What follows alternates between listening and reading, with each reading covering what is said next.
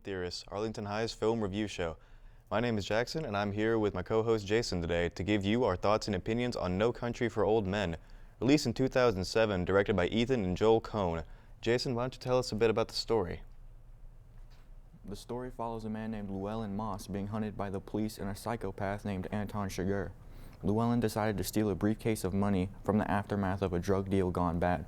We then see Llewellyn's journey as he tries to run away with his money.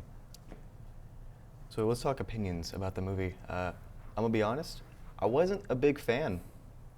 I can see how people would like it, but overall, I wasn't the biggest fan of the movie. It had good things to it, but I just couldn't like it. What do you think? I liked the movie. Throughout the movie, there wasn't a single scene where I thought it was slow, I thought it was fast-paced, it kept my attention. We see how everything connects from the starting scene where he sees the aftermath of the drug deal to the very end when Anton breaks his arm. We see how all the plot points connect, and I think they did that great.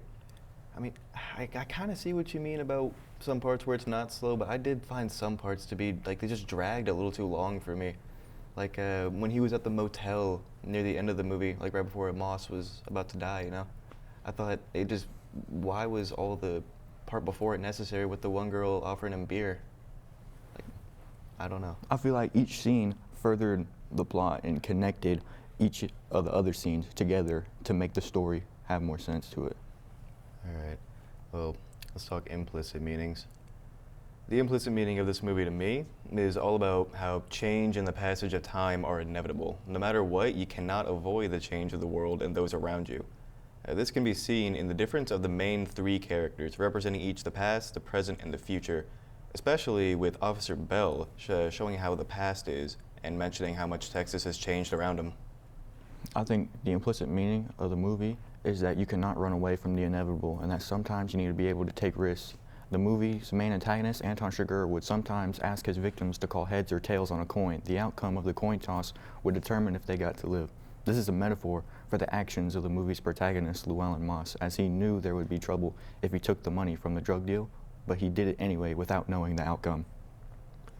All right, well, I got a question for you. Who is your favorite character in the movie?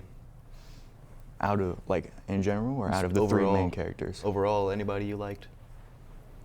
I liked Anton Chigurh because throughout the movie, every time you saw him, you knew something interesting was about to happen. I gotta agree with you there. He was good. How did you interpret the movie's ending when Anton breaks his arm? I was a little confused about why his arm was broken. I thought maybe something's gonna happen with that. Could lead to like a sequel or something, but I highly doubt there'd be a sequel. But I thought it was interesting. No Country for Old Men, a book by Cormac McCarthy brought to film, is an entertaining movie with many complex themes and messages to be told with incredible cinematography. It is an unforgettable movie that I think everyone watching should see for themselves, as it will leave a lasting impression on the viewer. All right.